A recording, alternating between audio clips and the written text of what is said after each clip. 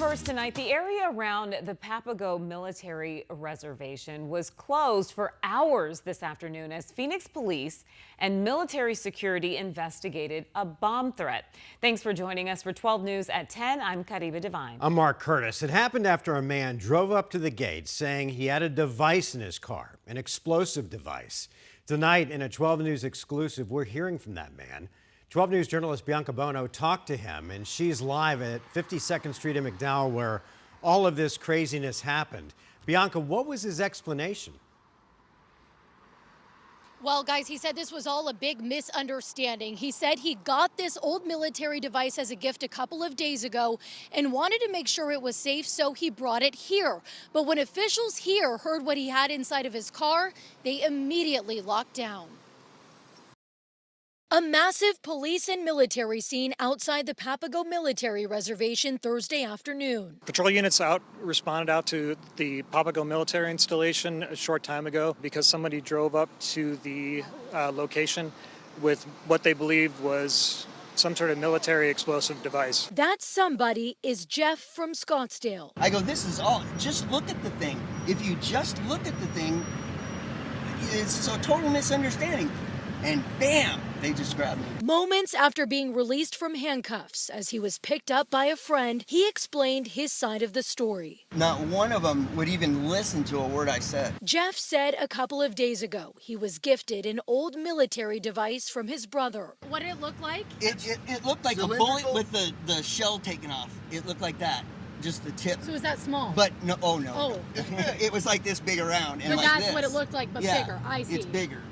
But it didn't have the it didn't have the brass on it. I wasn't sure if it was dangerous. My mom and I sat there for a minute and I'm like, I should take it to the reserve base. So he decided to bring it here. I walked up and I told the lady, I said, now I don't know exactly how to say this, but I have a projectile and it's just the tip of it. And she right away went and somehow told them it was a bomb threat.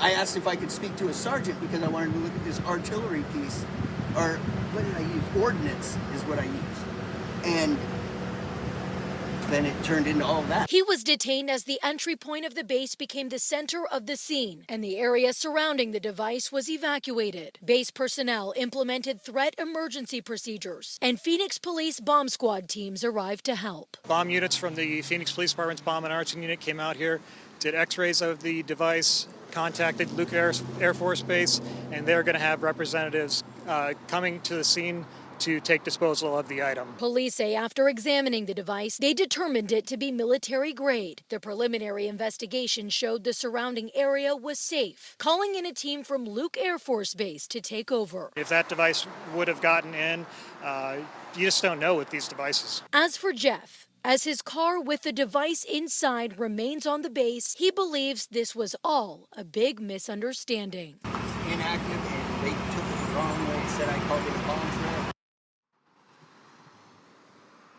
And at this hour, the main entrance of the base remains completely blocked off by several police cruisers. We have asked the Phoenix Police Department if Jeff could face charges for this. So far, we have not heard back. We're live in Phoenix tonight. Bianca Bono, 12 News.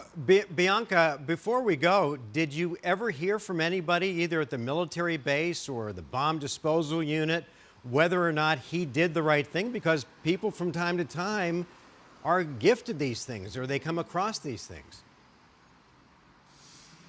It's a good question and something we'll certainly follow up on. What should you do if you're in Jeff's position? I imagine the surprise factor was a bit alarming for the person working the gate here at the base. Certainly hearing that a person has a projectile in their car, you know, you want to be safe out of an abundance of caution because you never know what the intentions could be or if that projectile is active. But we will be following up and asking what should a person do if they are for some reason given something like this to make sure it's handled safely. Boy, what a story. Bianca, thanks.